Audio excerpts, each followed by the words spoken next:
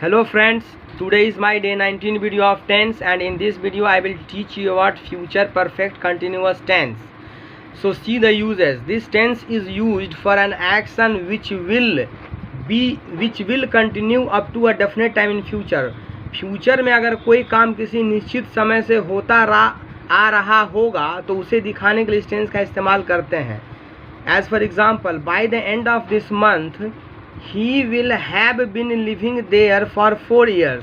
इस मंथ के अंत तक वह वहाँ 4 वर्षों से रहता आ रहा होगा. By the next June you will have been teaching here for 6 months. अगले जून तक तुम यहाँ 6 महीने से पढ़ाते आ रहे होगे. She will have been sleeping for 4 hours by the end of the day. दिन के अंत तक वह 4 घंटे से सोती आ रही होगी.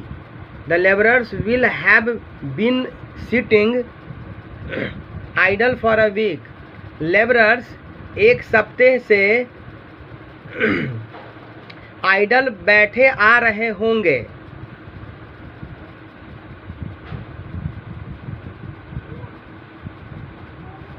आइडल का मतलब बिना कोई काम किए हुए, निकम्मा के सेंस में, मतलब बिना किसी काम को करते हुए.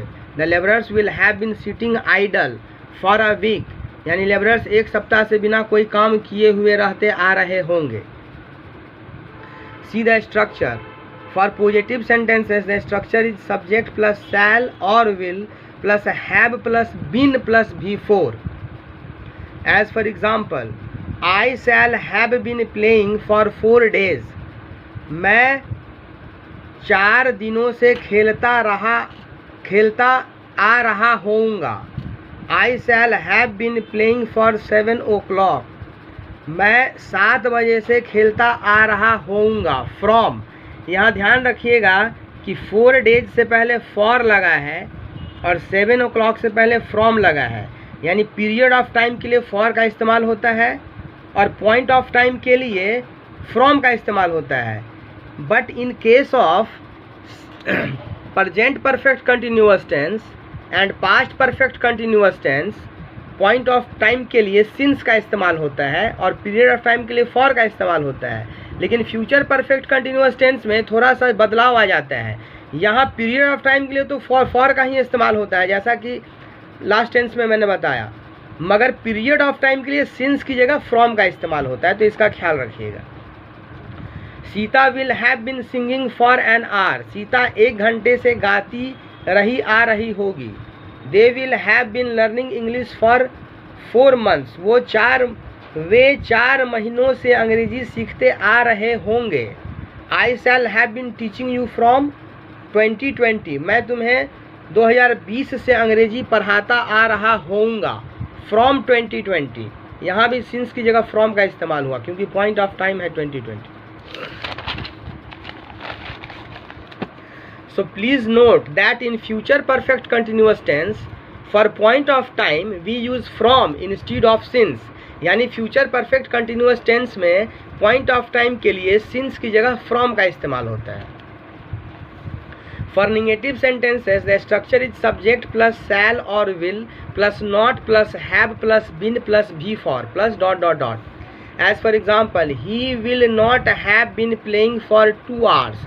वह 2 घंटों से नहीं खेलता आ रहा होगा. Sita will not have been making toys for 2 days. Sita 2 दिनों से खिलौने नहीं बनाती आ रही होगी. Ramu will not have been working there from Monday next.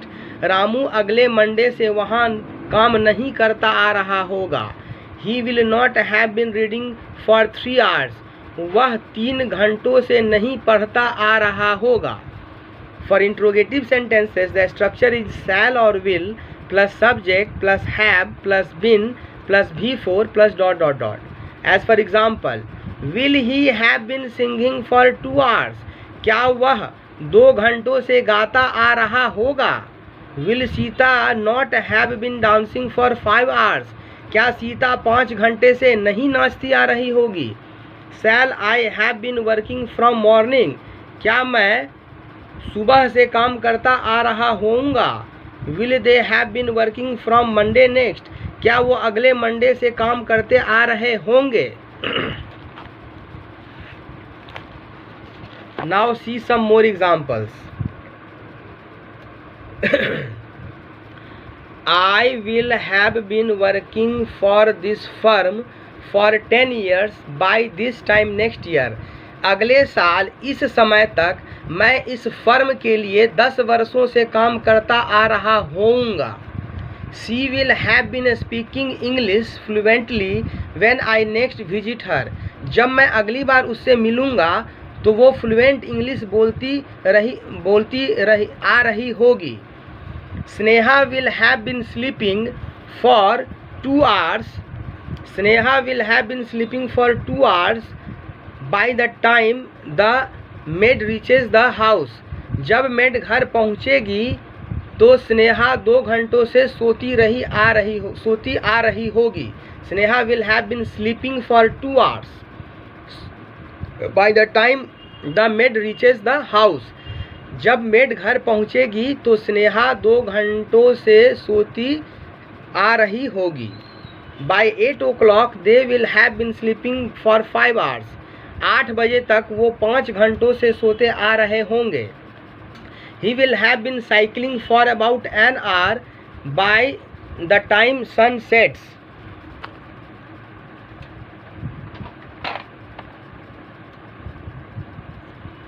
He will have been cycling for about an hour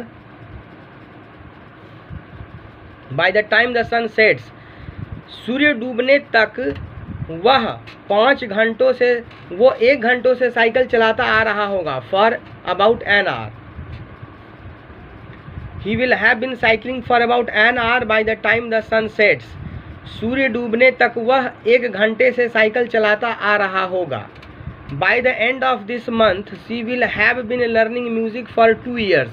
इस महीने के अंत तक वो 2 वर्षों से म्यूजिक सीखती आ रही होगी। Ashok will have been living in Mumbai for 10 years by the end of this year. इस साल के अंत तक अशोक मुंबई में 10 वर्षों से रहता आ रहा होगा। I shall have been speaking to you for half an hour when this lesson ends. जब यह लेसन एंड होगा तो मैं तुमसे आधे घंटे से बात करता आ रहा होऊंगा।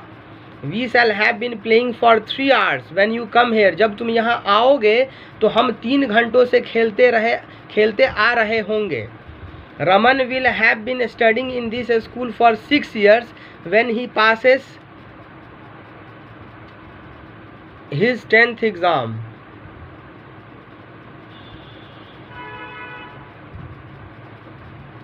जब रमन अपना 10वीं का एग्ज़ाम पास करेगा तो वो इस स्कूल में 6 वर्षों से पढ़ता आ रहा होगा। This is enough for today.